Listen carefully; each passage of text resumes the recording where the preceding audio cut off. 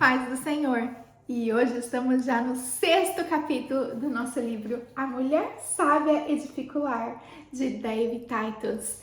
E hoje no 6º capítulo, cujo título é Um Lar Edificado sobre os Fundamentos Corretos. Vamos orar para iniciar o 6º capítulo? Senhor Jesus, obrigada, meu Pai, por mais essa oportunidade de a gente estar lendo, meu Pai, estar ouvindo, meu Pai, as reflexões dessa autora que nos inspiram, Senhor Jesus. Pai, abre nosso entendimento, nosso coração para todas as palavras que vêm do Senhor, meu Pai.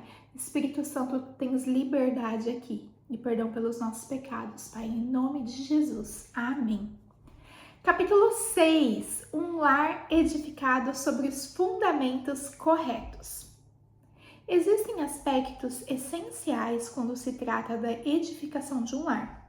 Uma das questões centrais de se edificar algo tem a ver com o estabelecimento de fundamentos, isto é, alicerces. Não se pode edificar um edifício sobre fundações fracas, como Jesus deixou bem claro. Quem ouve as minhas palavras e as pratica é tão sábio como a pessoa que constrói sua casa sobre uma rocha firme.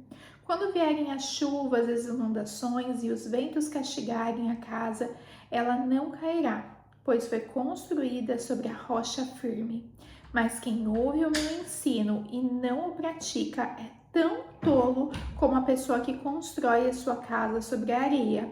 Quando vierem as chuvas e as inundações e os ventos castigarem a casa, ela cairá com um grande estrondo. Mateus 7, 24 e 27. Se você lê essas palavras de Cristo e não age de acordo com o seu ensinamento, será como o homem tolo que construiu a casa sobre a areia, isto é, sobre uma base inadequada. É como se Jesus dissesse: aqui está a pedra fundamental.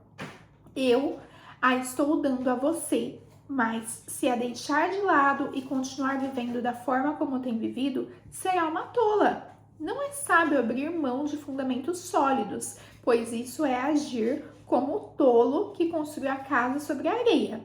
Todo mundo sabe que não se constrói uma casa sobre a areia, porque toda vez que chover ou vier uma tempestade, ela não permanecerá de pé. Assim como não é sábio edificar uma casa sobre alicerces fracos e inadequados. Biblicamente falando, a rocha representa Jesus, o Deus encarnado, cuja essência é amor.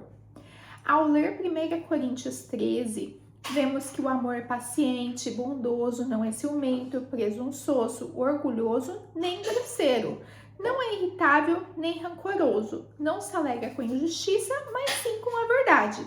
Portanto, essas qualidades devem fazer parte da essência dos alicerces do lar. Cabe a nós, mulheres sábias, estabelecer as bases que tenham essas características e as demais que se referem ao amor verdadeiro. Conversei com uma amiga que tem um grande negócio na área de construções e lhe pedi que me falasse sobre alicerces. Eu sabia o que eram, mas queria me aprofundar naquilo que Jesus quis dizer. Ela me disse que os alicerces são os pilares de concreto inseridos profundamente no solo para manter a firmeza da estrutura. As fundações são a parte de uma edificação que deve ser feita com maior perfeição, pois se as bases estiverem poucos centímetros fora do prumo, a harmonia da construção ficará comprometida. Os alicerces de um lar precisam ser estruturados com base no amor, pois o amor é a essência de Deus. Como mulher sábia que deve edificar o seu lar, você precisa aprender a amar em sintonia com o amor de Cristo, sabendo como responder em amor, como deixar o amor divino ser transmitido aos demais por seu intermédio. Você consegue fazer isso? Observe como a Bíblia descreve o amor e veja se tem vivido isso no cotidiano de seu lar. Se eu falasse a língua dos homens e dos anjos, mas não tivesse amor, seria como um sino que ressoa ou um símbolo que retine. Se eu tivesse o dom de profecias, se entendesse todos os mistérios de Deus e tivesse todo o conhecimento, e se tivesse uma fé que me permitisse mover montanhas, mas não tivesse amor, eu nada seria. Se desse tudo o que tenho aos pobres e até entregasse meu corpo para ser queimado e não tivesse amor, de nada adiantaria. O amor é paciente e bondoso. O amor não é cimento nem presunçoso. Não é orgulhoso nem grosseiro. Não exige que as coisas sejam à sua maneira. Não é irritável nem rancoroso. Não se alegra com a injustiça, mas sim com a verdade. O amor nunca desiste, nunca perde a fé. Sempre tem esperança e sempre se mantém firme. 1 Coríntios 3, 1, 7. Muita gente aprender aqui, né? Nós não podemos amar dessa forma, sem o amor de Deus. Como Deus é amor, devemos estar próximas a Ele, em sua presença, a fim de deixar que Ele trabalhe em nossa vida. Essa é a única maneira de amar com o amor descrito pela Bíblia. O amor de Deus é traduzido em 4 alicerces principais, os pilares de nossa edificação: atitude, comportamento, caráter e verdade. Tudo isso é o amor. Primeiro, atitude. O amor é paciente, e isso é atitude. É bondoso e não ciumento, e isso também é atitude. Se você parar e analisar as características do amor descrito pelo apóstolo Paulo, perceberá que ele não é definido exclusivamente por sentimentos ou emoções, mas por ações. E mediante o que fazemos, atitudes, e falamos que revelamos se amamos. A atitude denuncia se temos em nós de fato o amor de Deus.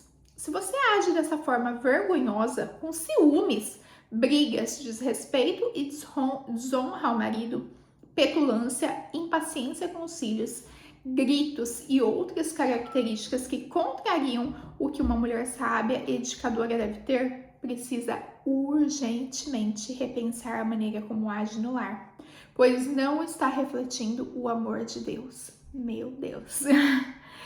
Segundo, comportamento.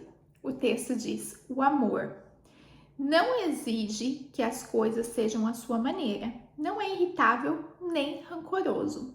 Essas qualidades estão relacionadas à pedra fundamental do comportamento, que é a maneira pela qual se expressam as atitudes mencionadas no item anterior. Por definição, comportamento é como uma pessoa procede em relação às outras, em especial com referência às regras de boas maneiras. Refere-se ao que você faz, de que forma age, ao que diz, como trata as pessoas. Isso tudo parte do amor, a pedra fundamental de um lar edificado por uma mulher sábia. Terceiro, caráter. O texto diz: o amor sempre se mantém firme. Você não pode se manter firme sempre se é fraca de caráter. O fraco de caráter foge quando a pressão aumenta. Não quer enfrentar a verdade. Dá um fora. O caráter forte diz: certo, isso é pesado, é difícil, machuca, eu gosto de lidar com isso, mas sabe de uma coisa? Farei o que for preciso para estabelecer uma fundação sólida no meu lar, enfrentando o que for necessário. O caráter enxerga o que é positivo em meio ao negativo e enfrenta todas as coisas. Caráter persistente é positivo, forte e exerce pressão. Ele não desiste. Em nosso casamento, o amor precisa ter caráter para que persistamos mesmo diante das situações difíceis. Verdade. O texto diz que o amor não se alegra com injustiça, mas sim com a verdade. Esse é o quarto. De que forma você responde quando ama alguém e descobre uma verdade a respeito dele que não é boa? O amor abraça a verdade, não importa qual seja. A qualquer momento, algo negativo pode ser revelado sobre nossos filhos. Minha filha, certa vez, teve muita dificuldade em sua vida escolar e isso aconteceu porque Larry e eu estávamos tão assoberbados de tarefa que relaxamos nas atividades que estavam fora do nosso trabalho ministerial. Nós não agimos com sabedoria. Os alicerces estavam lá, mas não prestamos atenção às necessidades de minha filha em relação aos estudos, como o amor determina que deveríamos fazer. Certo dia recebemos um telefonema da escola, pois ela não leu um livro que deveria ser lido e, consequentemente, não fez a tarefa. Quando as crianças estavam desenvolvendo os trabalhos, ela furtou um dos que estavam na cesta da professora e o copiou, parafraseando-o. Porém, a professora viu o que ela fez e, muito sabiamente, nos telefonou. O que fazemos numa situação como essa? Se temos um fundamento estabelecido em amor, seria muito mais fácil se não soubéssemos disso ou disséssemos para a professora, deixe para lá. Mas não, o amor abraça a verdade. Tanto faz se é uma verdade positiva ou negativa. Ela é benéfica. Quando você descobre que seus filhos fizeram algo e isso a desaponta por causa dos seus padrões cristãos, em vez de ficar desolada, abrace a verdade, encare-a. Pode ser necessário fazer alguns ajustes e sabedoria implica reconhecer quando você não foi sábia. A verdade sobre minha filha revelou que ela estava enfrentando dificuldades em uma área que não percebemos. Isso abriu nossos olhos completamente e fiz ajustes na forma como poderia ajudá-la com seus trabalhos escolares. Em vez de eu ficar impressionada com a verdade sobre ela, agi de forma correta. E isso alimentou o amor dela por mim. A maioria das vezes em que ficamos nervosos com as verdades negativas é por causa da nossa própria imagem que vivemos tentando proteger. Meu Deus. Outro ângulo da verdade em amor é que o amor abraça a verdade sobre nós mesmos. A mulher sábia precisa estar apta a aceitar a verdade sobre si, aquela que não consegue ou que não quer ver. Se eu só vejo um lado meu marido e os meus filhos podem enxergar outros lados. Eu posso ver minhas costas com a ajuda de outro objeto ou de outra pessoa. E todos nós temos frente e costas.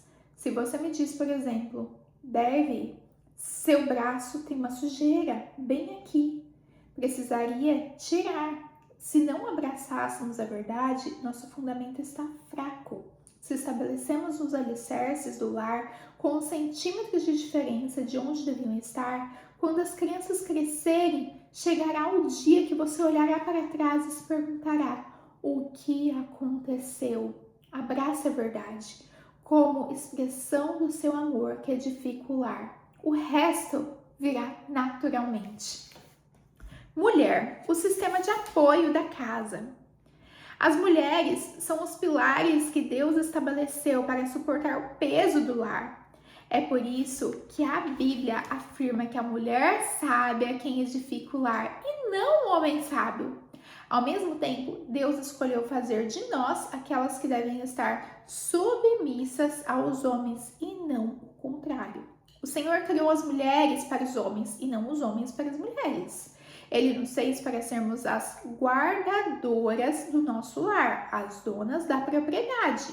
Nós, mulheres, somos o sistema de apoio, aquele que Deus estabeleceu para suportar o peso da edificação. Em outras palavras, você é preparada para suportar a maior pressão que o seu marido. Você foi presenteada pelo Deus da criação com a aptidão de aguentar as dificuldades do lar, com capacidade emocional e mental especificamente destinada a isso. O programa de televisão americano Good Morning America fez uma reportagem em que se procurava mostrar as diferenças entre homens e mulheres. Eles puseram um homem lendo jornal em uma sala cheia de crianças bagunceiras que corriam ao redor dele e faziam todo tipo de algazarra. Apesar disso, ele permaneceu na mesma posição, somente lendo o jornal. Em seguida, pediu que eles relatassem o que havia ocorrido ao seu redor, mas ele foi incapaz de fazê-lo. Ele estava na sala, mas não tinha ideia do que estava acontecendo à sua volta. O programa filmou outro homem posicionado na mesma sala, mas dessa vez acompanhado um jogo de basquete na televisão. Ao final, o homem conseguiu descrever cada jogada, explicar o que fez cada jogador, citar o placar, apontar quem perdeu os lances. Todavia, ao ser indagado sobre quem entrou e saiu da sala, o que as crianças estavam fazendo, quem mais estava no mesmo recinto, ele ficou mudo. Por fim, a produção fez uma mulher ficar naquela mesma sala, na mesma situação. Ao término, ela relatou com precisão o que leu no jornal, quem entrou, quem saiu do ambiente, qual criança derrubou o leite, o que estava passando na televisão. Ela foi capaz de dizer um pouco sobre cada coisa que aconteceu naquela sala. Esse episódio mostra com bastante clareza a diferença na forma de trabalhar do cérebro do homem e da mulher. Diante disso, você poderia perguntar se Deus nos criou com a capacidade de aguentar uma carga pesada. A resposta é sim!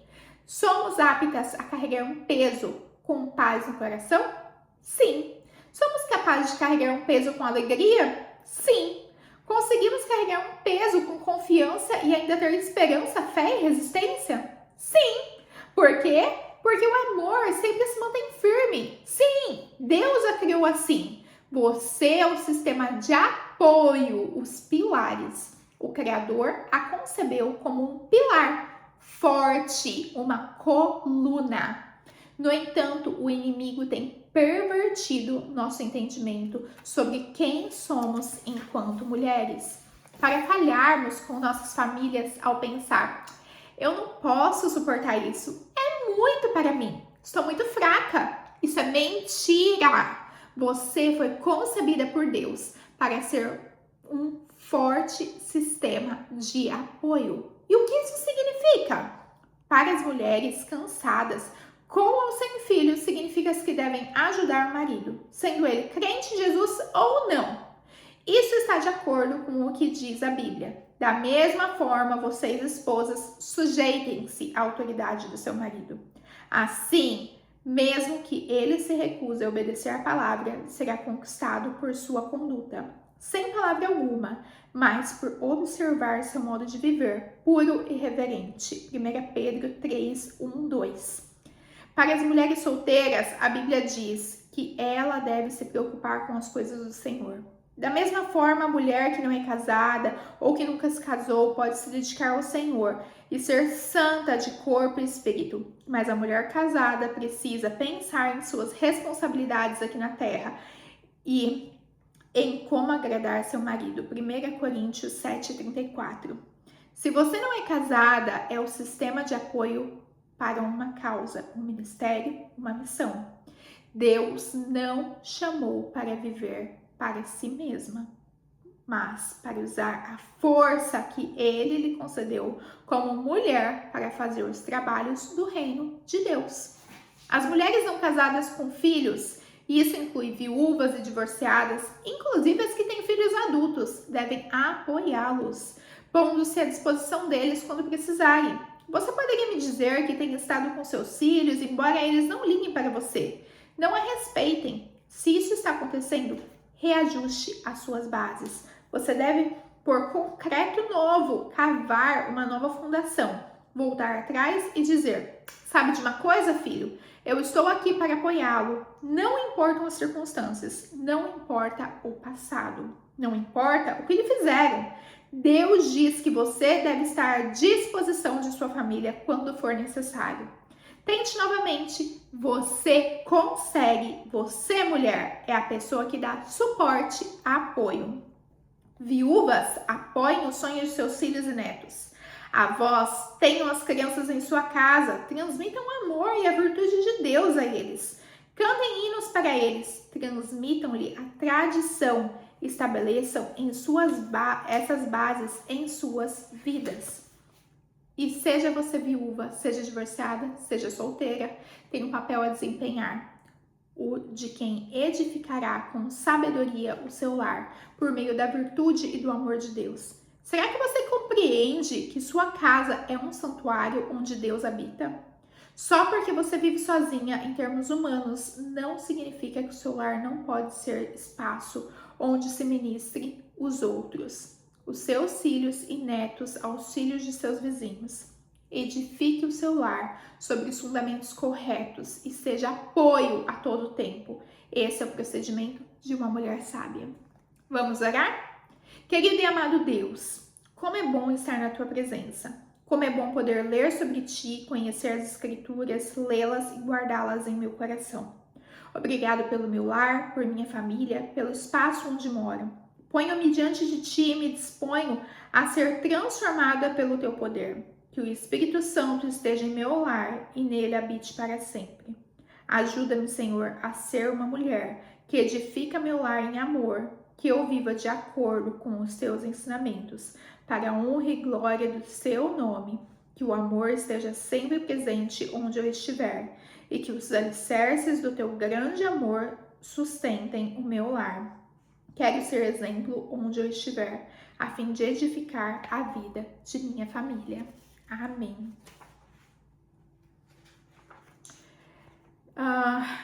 Que eu seja pilar na vida deles, sempre alicerçada em teu amor. Em nome de Jesus. Amém. Para refletir, 3 questões. Primeira, quais são os fundamentos corretos para a edificação do lar? Segunda, atitude, comportamento, caráter e verdade. Você pode afirmar que esses 4 alicerces estão presentes em sua vida e em seu lar? Em caso negativo, o que pode fazer para passar e ter uma base sólida e completa no lar? Terceira, explique o que Deus espera de você como mulher criada com aptidão para ser sustento e fornecer apoio no lar. Amém? Bom, hoje nós concluímos o nosso 6º capítulo e que Deus realmente venha nos ajudar a alicerçar o nosso lar, a gente a se perdoar, a perdoar os outros e a reescrever a nossa história, porque quando a gente está em Jesus, tudo é possível. Se posiciona hoje em nome de Jesus.